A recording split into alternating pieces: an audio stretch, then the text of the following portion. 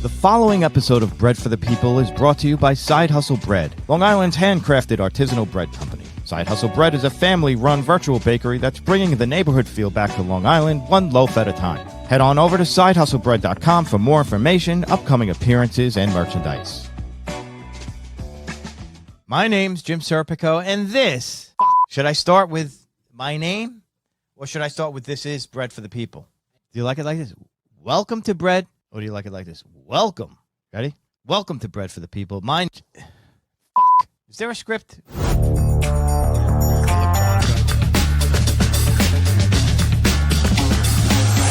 for the People. Welcome to Bread for the People. I'm Jim Serpico. Today, we're here with Eidref Laxa, the host of What's Good Dough, the podcast where he talks with pizza makers to get their blueprint for success, which helps you avoid their failures. Eidref, thank you so much for being here. Jim, thank you for having me on.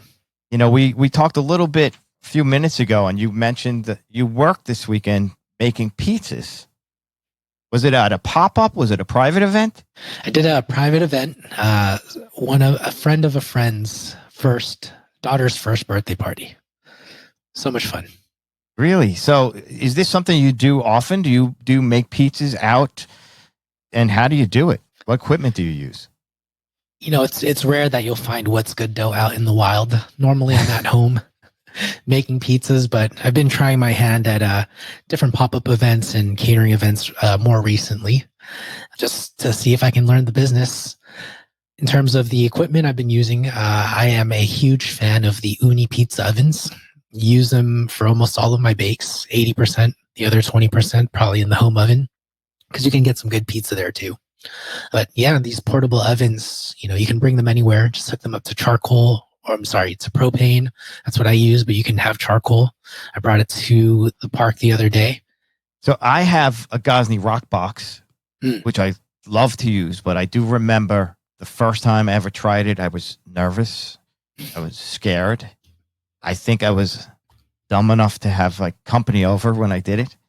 I could only imagine the pressure one must feel when you're doing it professionally, you know, for people who are paying you to be there. What was your first experience doing this and getting paid to do it outside in the wild? Ooh, there was a lot of pressure. I do a talk on Clubhouse every Wednesday night at 6 p.m. Pacific Standard Time. And one of the great pieces of advice that I got from somebody there was, don't do anything for the first time. And so really just practicing as much as you can in advance will help get you comfortable. All that said, I spent about 40 hours or so prepping for that event just to make sure it went smoothly. And it did. You know, I knew that a lot was on the line. My brand, you know, people's expectations of me. It was someone's first birthday party. Like, imagine if the pizza sucked on your first birthday, people would talk about it forever. And you'd never be able to live that down. Well, I'm probably overthinking it, but yeah, I made sure to just do as much prep as I can and really know your dough. Fortunately, you know, a week before that, I was preparing for another charity pop-up that I was doing, and I was baking every single day, making sure that I had an understanding of my dough, where it was at certain stages and how soon I needed to get it out of the fridge before baking so that it didn't overproof on me when I was at a brewery or when I was at this catering event. So was this indoors or outdoors? The catering event was outdoors. So how do you use coolers with ice?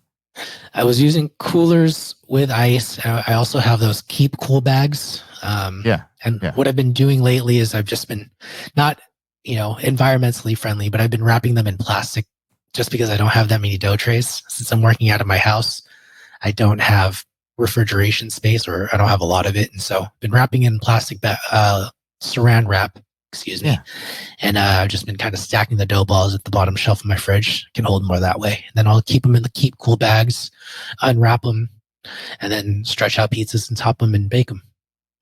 Okay, so I'm interested in trying this. I've gone as far as having Thursday night at Jim's, where I've had about 14 guys over. They bring some beer, some whiskey, and I make pizzas throughout the night. There you go. There's not a lot of pressure because About 45 minutes in, all these guys are half buzzed, and we're just having fun standing around the Ghazni. Now, if I'm at a first birthday, and I'm being very serious, I am interested in doing this, but I am deathly afraid because I know how to make a pizza. I know how to make the dough. I need 40 dough balls. Like, I can't imagine this. How many days in advance? I would assume you make it in bulk, and then you divide, and then you refrigerate. And when you refrigerate, do you bulk ferment everything first cold? So I think it was actually Dan Richer, mutual friend of ours, who actually told me not to bulk everything in cold, especially working with sourdough, just because your fermentation times differ. You know, your outside of your dough is fermenting more slowly in the fridge versus the core of your dough, which is running kind of hot. And so I bulk everything, room temp, ambient temp, and then I divvy it up, and then I, put it in the fridge to hold for a couple days. And while it's in the fridge, it's also fermenting a little bit. And so what I've been doing lately is I've been using this pH monitor where I'll take the pH of my dough, and at around 5.0 pH, that's when I'll bulk it. I mean, that's when I'll cut it from its bulk, ball it up. And then in about 2 or 3 days' time, that'll ferment some more in the fridge. And then after about 2 hours or so out of the fridge, it'll be at the pH that I want, which is around like a low 4, maybe a little bit under 4 pH. How does the pH affect the outcome? What are you looking for? Obviously, it's a number, but what is it doing? So for me, it tells me the different stages of dough development. As your dough ferments, your pH will drop. So there's kind of this correlation, right? In my eyes, I don't have all of the data, granted, but what I notice is that as you're closer to when your dough balls are at a peak, it's hanging around a certain number. And from what I found, that's about 4.2 pH to like 3.7, which is a pretty big gap, all things considered. Like I can get it at 4.2, use the dough ball, and I can wait until 3.7 and still use the dough ball.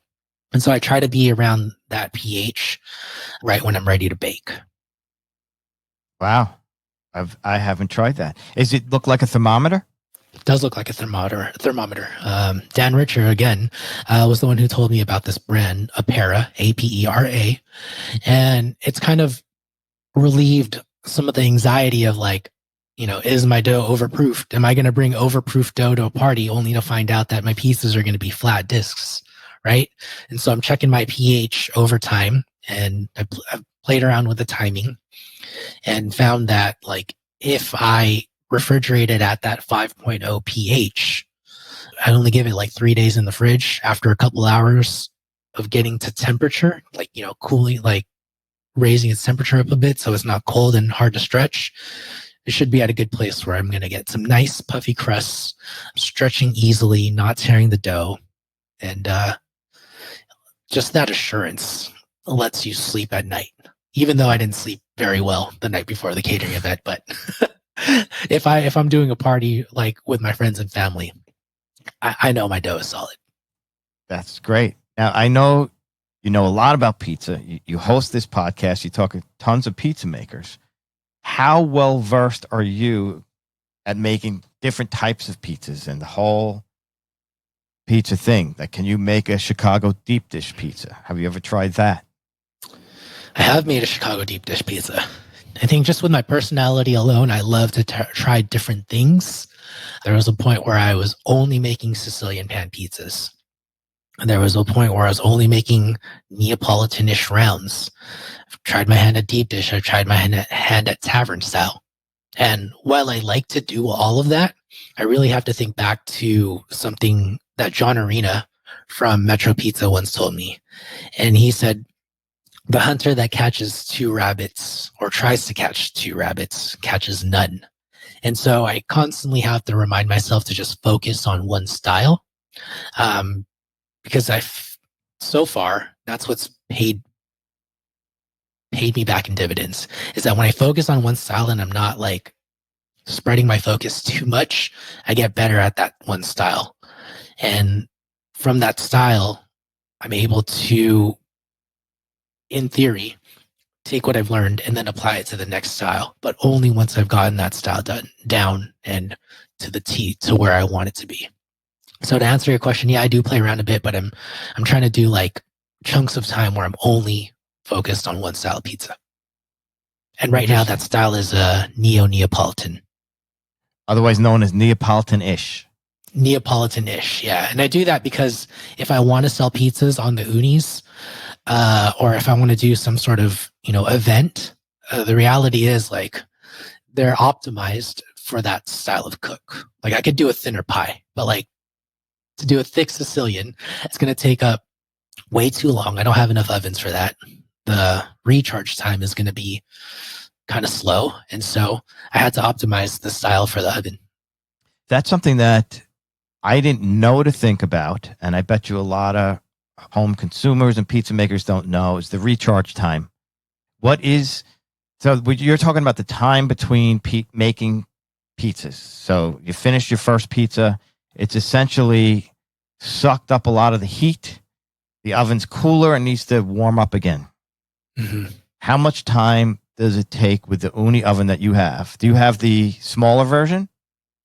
So I have a Uni Coda 16 and then I have a Uni Karu 12. How much time does it take? I would say like a couple of minutes, maybe 2 at most, if you're cooking on high. But that's good in a situation like that, right? Because you're saying you're working with 2 ovens at a party and you need time to prep the next one and the other one's warming up. So you kind of ping pong back and forth. Yeah, exactly. Whereas if it was a Sicilian though, it would take maybe like 10 minutes to where I want it. Maybe less. With the Sicilian in that oven, are you putting a whole pan in the oven? An actual pan? I've tried it both ways. And yeah, I'll put a whole pan in there. It will warp. I've also done it where it gets a little messy though, where I've taken the pizza itself and I've just put it right on the deck, but I have to make sure that the deck is at a lower temperature. And that works too. I kind of like that because you get the charring effect on the sides and makes for great flavor. How many of these types of events have you cooked pizza at this point? At this point, maybe you're closer to 10. I've done pop-ups with a few pizza makers, partnered up with them. I used to do a lot of charity pop-ups. I've catered for family. And so, yeah, I'm no expert by any means, but I'm definitely, getting event by event just under my belt and just learning and applying what I learned into the next event. Has anything bad ever happened? Like, what's the worst thing that's happened at one of these events, or anything funny or anything out of the box? So does it always go perfectly? Well, I'd be lying if, it all went perfectly. I've definitely burnt a pizza. I burnt 3 last weekend. And, I think it just comes down to being able to bounce back up and slow down a bit and also just reconsider, like, is this the pizza that I want to serve? If it's not, just, put your head down and make it again. And it's okay if people got to wait. But I'd rather do that than serve a crappy pie. Now, there was this one time, though, where I burnt this one pizza and I burnt another one the next time over. And I was like, but we have 2 good sides. And this was a charity pizza event. So like people were, not to say that because you're getting it for charity, it's free. I actually someone ordered a pizza. They had to wait extra long. So what I ended up doing was to say sorry for making them wait. I took those 2 burnt pizzas, cut it up, stitched the 2 together, and I said, here's an extra one for the wait. I still gave them their good pie, but I gave them the 2 Frankenstein pizzas with decent looking crust. And I said, here you go. Thank you for waiting. So kind of stuff you do just to make people happy. I love that, man. That's you being resourceful. I mean, I hate waste, right? I mean, like if you have waste, you can't sell that pizza or it doesn't go far. And not only that, but it's like, we're trying to do our best here to raise money for food insecurity. And all of a sudden you're wasting half a good pizza. Like, let's make good use of it, right? Yeah, waste is horrible. We were talking earlier, and you mentioned someone said don't try it for the first time. Yeah. So that's common sense to me, but I don't follow it. So this weekend, I had in my mind, you got to come up with that Instagrammable. What is it? Now, I've been making cheddar jalapeno for 3 years, one of my most popular breads. This weekend, I wanted to make it with Taki Fuego chips. Ooh. And I've had this thing. I think it might have even been my son Miles's idea. And then I forgot, and I said I came up with this idea, and he reminded me, no, Dad, I came up with it. So I finally executed on this weekend and didn't try it. And I was at the brewery yesterday, and I was telling the guys, because it looks cool. It looks like it's rainbow colored with the red inside. It looks amazing. And I had never tried it. And I'm like, you guys should try this. It's brand new. And then I tried it at the same time, and I was like, this sucks. And the rest of the day, I couldn't sell it. I just kept it in the bin. It had this aftertaste from the chips. I love the chips, but it just was weird after you baked it for so long, and there was no chip consistency, which is the whole key, I think. So did you like crush up Takis and then like throw it in the mix and then bake it in? I threw them whole in the mix, and then the dough hook, just you would hear crunch, crunch, crunch, and it made it kind of like rainbow striped. Like I said, it looked amazing. But I'm not done. I'm gonna practice on my own. Yeah. Okay.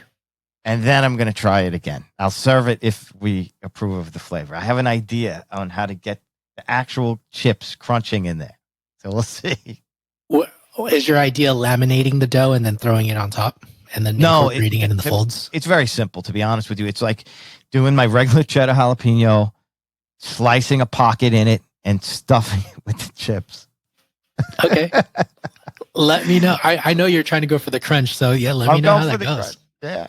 So tell us about your pizza making journey. You have a very popular pizza podcast. You're also on Clubhouse every Wednesday at 6 p.m. Mm-hmm. Tell us about that show. Yeah. Clubhouse is a group effort. Jim from Jimmy Hang Pizza and Christy from Real Clever Food. And then Michael, the Clubhouse Pizza Club founder. We all do a room on Wednesday night. Oh, wait a second. Jimmy Hank from Pennsylvania? Yeah. I love him. Yeah. Good guy. Really great guy. Give him a follow if you don't already. I do follow. You're talking about, our fans. Absolutely. He makes some of the most amazing pizzas. Detroit style is his game. He's great. Absolutely. And we do a room Wednesday night, 6. Sometimes we talk about just how to help people with their home pizza making questions. Sometimes we have guests on and we interview them, and then we do an open forum where the listeners can ask the guest some questions too. So it's a very communal thing. It's different from podcasts where it's more just like off the cuff. There's no editing. There's no prep. I mean, there's prep work on our end, but for the most part, it's just like wherever the conversation goes. And, after the hour or so, that's what you get. That's the show. How long have you been doing this show on Clubhouse? I don't remember. I don't remember if we started like late last year, but it hasn't been, I don't think it's been more than a year. I don't even know if Clubhouse has been around much more than a year. I remember when it first came out in the comedy world, all the comedians I work with were like, within a week, it was like, you hear about Clubhouse? You got to join Clubhouse. You hear about Clubhouse? I'm on Clubhouse. I'm doing a Clubhouse show. And it was really popular in comedy, and it has since died off in comedy. But I do still see that with food and certain topics, it's still pretty popular. Yeah, food and get rich quick schemes. They're big. No, but what I love about Clubhouse is just, folks there just want to learn more about pizza as much as they can. And we even have a Tuesday night that I'm a fan of. It's called the Pizza Hustle. I want to shout them out. Ryan from Sanctuary Pizza and Miriam from the Czar Report host that show. And similar to the style of the Wednesday night show, they do some interviews and they have some open discussions. And these open discussions, it's kind of like a pizza mastermind, right? Where you're like talking about your business and how you got customers, how much you're charging, et cetera, et cetera. And that's what I love about it. And so definitely for those who are thinking about learning more about pizza and want to do it through social audio, check out Clubhouse. Got some good stuff there. So it's very different than your podcast. What was the inspiration for you to start your podcast? Yeah. So a couple of things. I started working at a pizzeria in around 2018 because I was like, it would be dope to own a restaurant one day, specifically a pizzeria. And I was working my full-time job about maybe 40 hours a week, traveling 2 hours each way for work, commuting. And then it was a rough Monday through Friday, but Friday, Saturday night, I would do like 6 to 8 hours at the pizzeria on top of that. And with the full-time job. Yeah. But your motivation was, I'm doing this less for side money right now, but I really want to learn how to run this business. 100%. I even was like, you don't need to pay me at first. I even was like, you don't need to tip me at first, but they had to follow the rules and the laws. But did you also explain why? Like, you don't have to pay me because this is why I'm doing it? Well, I was like, please let me work on your pizza line with zero experience. And the owners knew what my intentions were. Like, they don't normally put anybody on the pizza line. But I had zero experience going in. I could have started off as a dishwasher. I could have started off as a server. I could have started off doing prep, but they put me right on the line because they knew what my intentions were. Got it. And yeah. And, you know, I was working there for about 6 months until I got two things happen. I moved from living 5 minutes away from the pizzeria to about 45 minutes away in traffic. And just that commute was killing me, in addition to my regular commute. And then I was getting married. And I needed my weekends back to prep for my wedding. I also was like, 27 years old, and I felt like I was missing out on friends and family time. Like, I would come home after a shift on Saturday night, 12 a.m., and all of my cousins would be at my house and they were all just drinking and chilling. And I was like, I'm really missing out on this. And so it was maybe those three things where I was just like, all right, I got to go. Plus I'm taking this honeymoon in a couple of weeks and I'm going to be gone for 3 weeks. So y'all are going to be short staffed. So 4 reasons why I quit that job. And then I was like, well, what am I going to do? I still want to own a pizzeria. So that week when I put in my 2 weeks notice was when I bought my first 50-pound bag of flour. Wow. Caputo Americana. Started making pizza at home with the elements of pizza, my first book. And I just kept reading that book, making the same recipe. And it was great at first. I was like, oh man, look at me making pizza at home. And then like a few months later down the line, I was like, yeah, this pizza's not getting any better. And I was like, all right, well, what do I do? Should I work at a pizzeria again? This was after my honeymoon, after my wedding. And so I go interview at another pizzeria when my criteria was like, I have to like the food. So I interview at my favorite slice joint. The owner was like, I don't think you really want to do this. Like, you already work full time. You have this lifestyle already. I don't see you leaving your full-time job to just work at a pizzeria full time. I don't think it's going to mesh. Plus, if you work at my pizzeria, I'm going to have to make you sign an NDA, non-disclosure agreement. Yeah. And basically, I thought to myself, well, that's going to make it hard if I want to open up a pizzeria in the near future. I've never heard of that. I wonder, does anyone else do that? I want to say I heard someone else do it, or maybe that's just my imagination. I mean, I have thought about this issue. Like, there's a few pizza places I know that are so specific. Yeah. How do they stop people from stealing, whether it's the sauce or whatever the process they have? I mean, although most of the bakers I know, and probably you, because I know some of the people you interview, love sharing the information. And to them, that's what this is all about, passing on these traditions.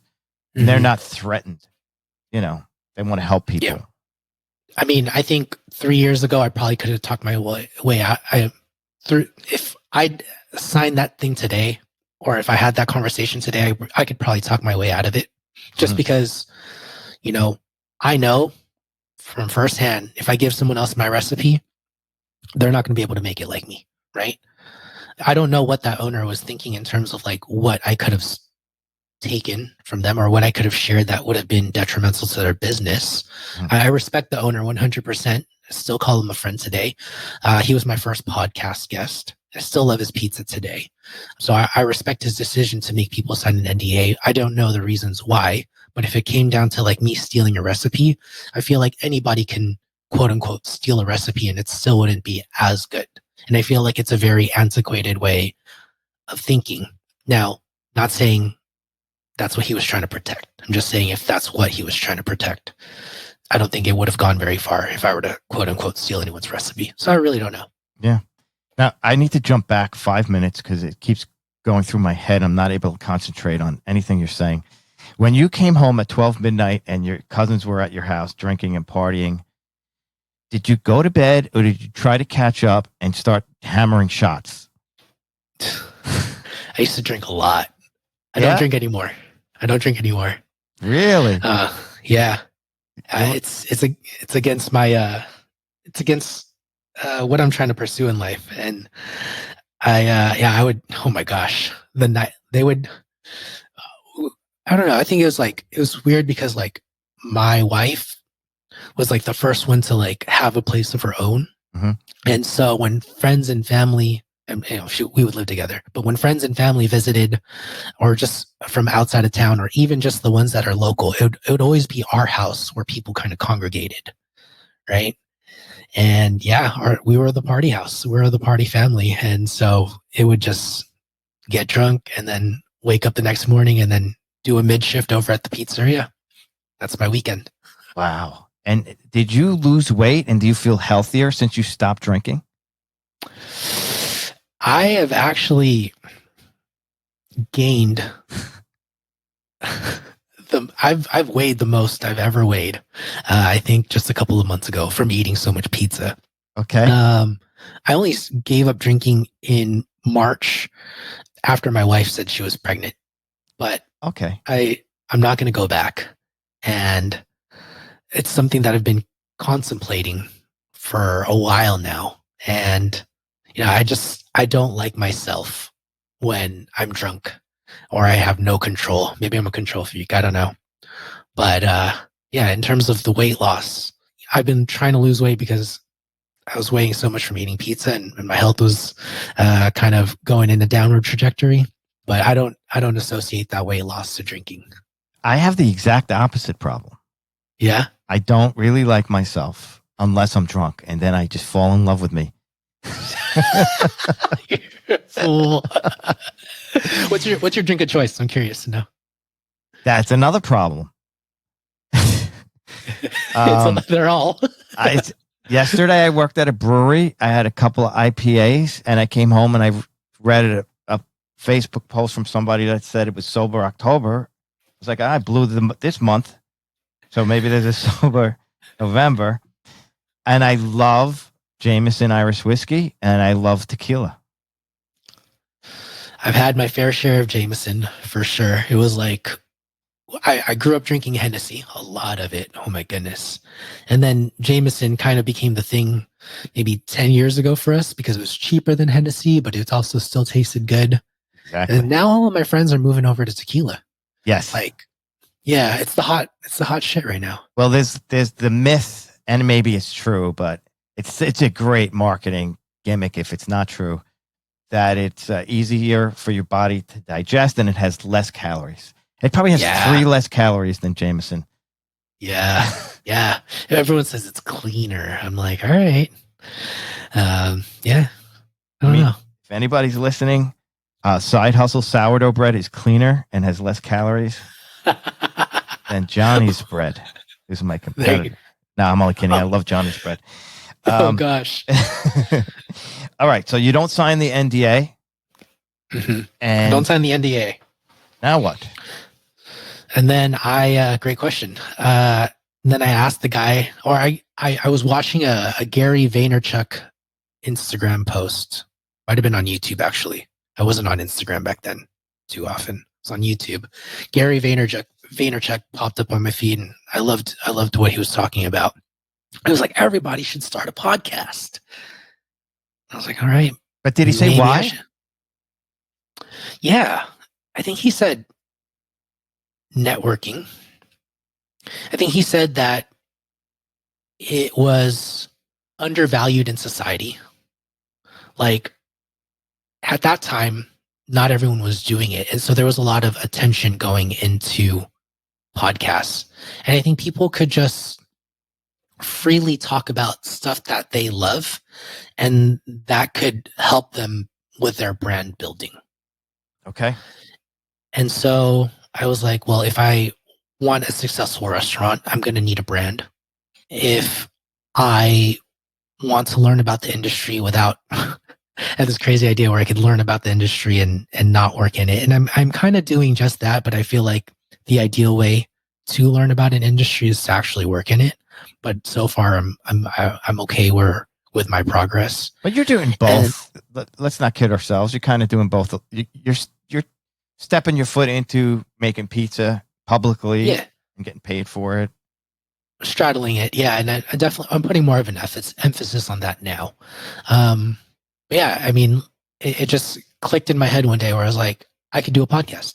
I could learn on my own time, edit in the odd hours of the day after work on weekends, still have some semblance of a weekend to be able to go out, but then, hit the books, I'll learn how to edit and all that stuff on my free time and learn about the industry simultaneously. Sign me up. And so that's kind of the origin story. Wow. It's a lot of work. Did you realize how much work goes into making a podcast when you said, I'm going to do it? Dude, it's so hard. Because I could tell you that even somebody who's in the media industry, like, I didn't know what I was in for. I kind of did, but I didn't think about how many hours it was going to take. Because this part is amazing, right? We're talking to each other. We're having a good time. There's way more time after we stop recording that we're going to have to put into editing, marketing, newsletters, whatever it is. I mean, it's a lot. It's a ton of work. And, I'm always doubting myself and questioning whether I'm making the right moves. And I think one time I spent 20 hours editing a podcast. What? And nobody noticed. And I was like, was it worth it? I tried making it clean. 20? How could you possibly spend 20 hours on a podcast? 1 hour podcast. Yeah. I did multiple drafts. I was like, maybe I should end it here. Maybe I should end it here. Maybe I should cut this part and leave it out. And my workflow was all over the place. So I would put some stuff up on a different track, put some stuff up on a different track, and make it optional. And I would just play around with so many things. Was this you learning how to put the podcast together at the beginning? Because you've done now, what, 100 or 200? How many episodes? Past 150. Okay. And I would say this was the lower middle thirds. Okay. And so I was still trying to figure out my style, which I still am today. I'm still trying to figure out my style, the way I do things. Yeah, I think you mentioned when we were talking earlier where my center is, which you put it in a great way. I'm always trying to figure out what is the audience going to get out of this, in addition to what am I going to get out of this? Because once I edit the podcast, if I do choose to listen to it later down the line, it's a reminder of what in the show was important for me, what was important enough to keep, what was the message I wanted to tell myself, and what was the message I wanted to share with others. That's kind of how I look at the podcast. Yeah, because this to me was a form of education. It was a way for me to get my schooling in the pizza business without actually going to school, without actually working in a restaurant. Yeah, it was similar for me when I started. It was a way to get education.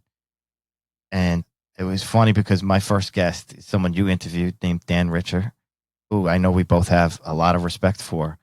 But some of the stuff he says to me, And that's in the book. And I said this to him, it's way over my head, which is what's great about the book, because I could read this book for 10 years and still get something out of it. Because there's a lot that's, very practical for me right now. And if I had more time, it's just, his book's amazing. Did you ever think about doing seasons and like stopping the podcast for X amount of months and then coming back? Because I do see some people do that. I'm definitely afraid of that idea. Yeah. I'm afraid of it too. Yeah. But as I go on, I find myself like wanting that more, just because it's a lot to be on a schedule. And I wonder if it's a lot because I do it all by myself for the most part. I mean, I do have a producer who helps me edit, but it's still a lot, right? To be able to be on that schedule to make sure things go out. And I'm wondering if, maybe I take a break in the wintertime or in the summertime. My whole thing is that, like, if I want to get good at this podcast, I got to give it the time that it needs to allow myself to grow. The way I see it is that I want to do this for 10 years and see where it takes me. Yeah. Right? See how much I improve. And like, that was really my only message to myself, how I do it in 10 years, if it's like by seasons or if it's weekly or if it's bi-weekly. I'm kind of leaving that up to what my personal and family needs are. But yeah, I've considered it just because it's a lot of work. Yeah. I mean, what are your thoughts? Well, I'm afraid to take the break right now because I'm still new. So there's so many different skill sets necessary for a podcast to be successful. I can say with 100% certainty that I have evolved in these 24 episodes. I am more comfortable having natural conversations. I am more comfortable trying to inject humor, which is part of my brand when I can. Originally, they were just very regimented list of questions and not, being free to explore. So I feel good there. And the more you do it, the better you get at it. That's one thing. But I do believe in breaks. I think in everything in life, it's nice to step away and live life without some distractions and without the regular work. And I'm not talking about just a weekend vacation or a week vacation. I think to have a complete change and trick your body up and your mind up to learn things that have nothing to do with what we're doing now, you will actually bring that information back and it'll make you a better podcast host. That's kind of what I believe. Also, like time of like, I have a device called an ATM Mini, which could hook up to my Sony DSLR camera that I've been staring at for 4 months. I haven't decided to put the 10 hours into figuring it out or researching, is that video quality really going to be worth it in a Talking Heads podcast? Things like that. Like there's so many different, when you talk about improving, which aspect of podcasting are we talking about improving? Marketing, technology, interview skills, booking guests. Yeah.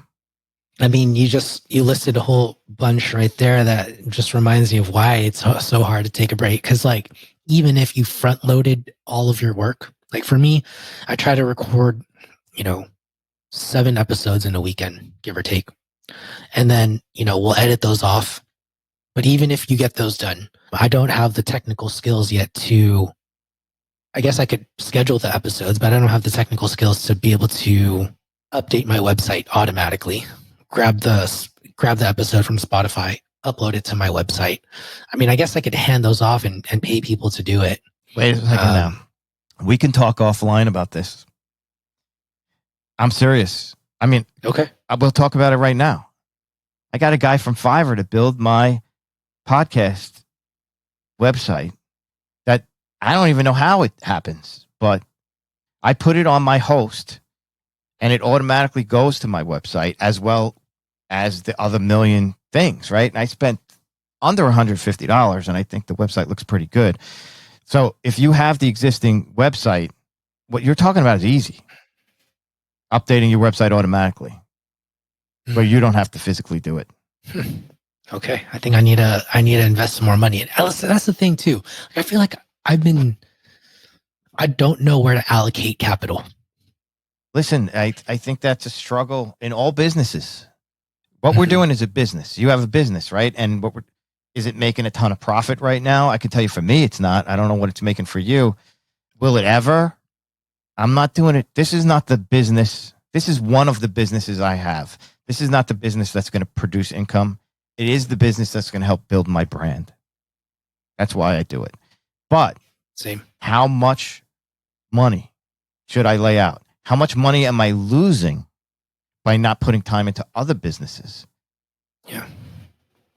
No, 100%. Like as soon as you can automate things, you should do it. From what I've heard in terms of advice, that's why I'm trying to be more hands off on the editing. That's why I'm trying to set up the systems. But I think what it came down to was me being afraid of failure. Is that what if I, invested that $150 and it didn't work?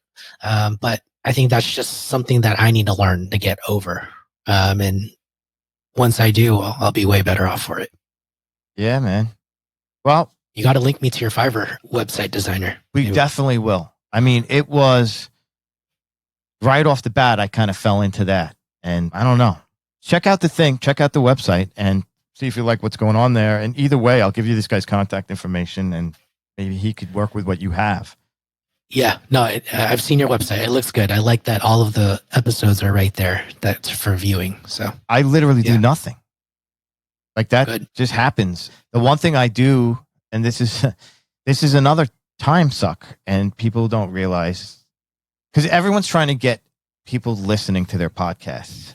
How do you do it? And you go through your own social media, which I do, which you do. You're trying to reach new people. So SEO, Google SEO is very important. So when you research how to get the word out for your podcast, everyone's like, there has to be a transcript of your podcast on your website. So that's another thing people spend a lot of time doing. And there's a million different programs do it automatically, but it's all grammatically incorrect and doesn't make any sense. Some people just put that up there. What I've been doing is transcribing that horrible transcription into an interview article. So it has a lot of the keywords and topics we're talking about, but it looks like a blog post. You pay for that? I do it. I physically do it. And oh my gosh. And then I put it on the thing. How long does that take you to do? I could do it in 45 minutes now because I use Adobe Premiere's transcription now, and it's amazing. Same. It's amazing. It's the most accurate one. And I figured out how to convert it to an worth it. Excel sheet, and I figured out how to suck the text out of the Excel into Google Documents, and I create the question and answer thing as quick as I can. I throw some pictures up, and I put it up there. Oh, I love that. It's still a lot of work. It's a minimum of an hour's work. Just that. It's better than 2 hours. Yes, but it's just that. That's not even the graphics and the other thing. And you're a boss, man. I mean, your work ethic is something I aspire to have. No, you're doing it. I don't know if it's good. So, speaking about all this, it's a nice segue into taking a break and traveling. I know you're passionate about traveling. I propose that you take a break and you go back to traveling and take a serious travel journey. But tell us about your love of travel. Where did it start and where have you traveled?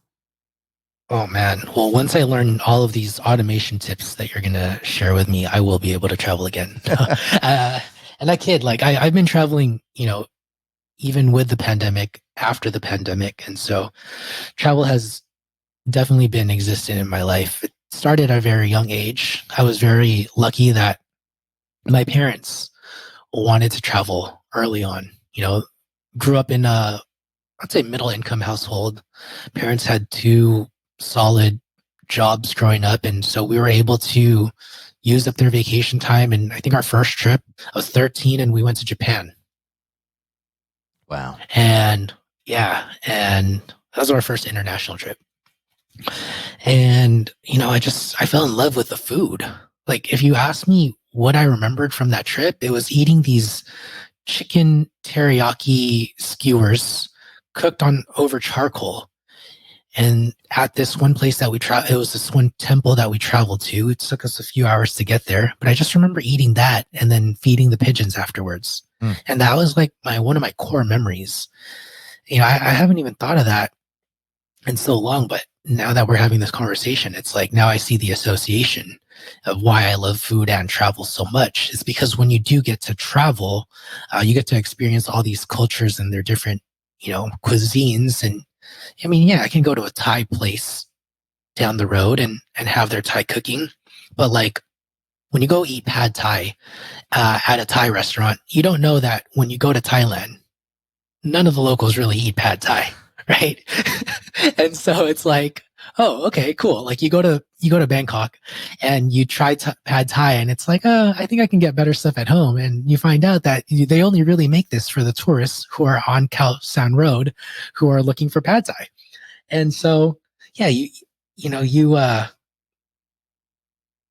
I personally just love being able to go and try these different cuisines, different countries, different states, even. Like you don't even have to fly internationally. You can go to San Francisco and have some sourdough from Tartine, or you can go to New York and have a New York slice of pizza, just to simplify things. Yeah, that's one of the things I love about traveling. It's how I got into bread making. It's that trip with my family to Italy, and we took a cooking class in Florence, which Beautiful. is it's an immersive experience. I'd recommend it. Yeah, I would take cooking classes anywhere I travel if I can, and something we would try to do in the future. So do you have any trips planned? Right now, I mean, we planted the seed yesterday with my dad. We may want to go to Amsterdam. I think, one year we went to Chengdu, China, home of Sichuan cooking, for my brother's birthday. A few years ago, I took my mom to Munich for Oktoberfest. Oh, I would love to do that. Yeah. And my dad and then I take my wife to Paris and a bunch of other places all the time. She's my main travel partner. But like my dad, he's never had a dedicated trip. Right. And so I think he's next in line. And so he's been saying that he wants to go to Amsterdam. I think he wants to be able to say he smoked weed legally because he hasn't before. Wait, but you guys are in California, right? I don't know why he's held back on smoking weed. I feel like he looks at us and he's like, I think he wants to try it. I used to smoke too. But I don't know what, I think he's always been intrigued by Amsterdam. Maybe he wants to see the red light district. Hey, who knows? I have been, and it's a beautiful place. Yeah? Oh yeah. Yeah. Beautiful. Yeah. Beautiful city. Everything about it is beautiful. Cool. I mean, I hear the Dutch are some of the friendliest people ever. Yep. So yeah. Maybe in a couple of years for that. We'll see. Cool. Well, Eidref, I appreciate spending so much time. I have one question. Will you have me on your podcast, please? I'm going to need you to. I need you to show more enthusiasm to that question. Like, you're not even on your knees, and I thought you were going to say I need you to sign an NDA. Oh, don't worry. Before I release it, I'll send that over to you. My people will get in touch with yours. All right, man. Maybe we could get together and you could watch me drink, and I could try to convert you back. There you go. I do shots of soda water now. There you go. I'm only kidding. Yeah. It's been a pleasure. It's been really nice getting to know you today. I actually did Eidref's podcast earlier today, so it's kind of an inside joke. We're letting you get all in on it now. Eidref, thank you so much, man. You're a great guy. Congrats on everything going on, the podcast, and I'm really glad I got to know you. Likewise, Jim. I appreciate your time. Thank you so much for having me on. Take it easy. This episode of Bread for the People was brought to you by Side Hustle Bread, Long Island's handcrafted artisanal bread company. Side Hustle Bread is a family-run business that's bringing the neighborhood feel back to Long Island one loaf at a time. If you like what you're hearing, don't forget to head on over to iTunes and rate and review this episode. Reviewing and rating is the most effective way to help us grow our audience. This episode was produced by Milestone TV and Film. I'm your host, Jim Serpico. Blessed be the bread, everyone.